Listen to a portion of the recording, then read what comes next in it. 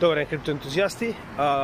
Оние кои што следат нашиот канал, знаат дека денеска беше објавена стапката за невработеност за март во Обединетите американски држави, која што очекуваме дека ќе биде повисока, но за жал не е.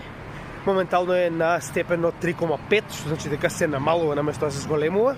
Во секој случај ќе напоменеме дека има уште 2 месеци до следниот, тоест овој следниот до следниот сострог на Федералната резерва, така да има време додека конечно добиеме официјални резултати од овие индикатори кои што ги гледаме моментално.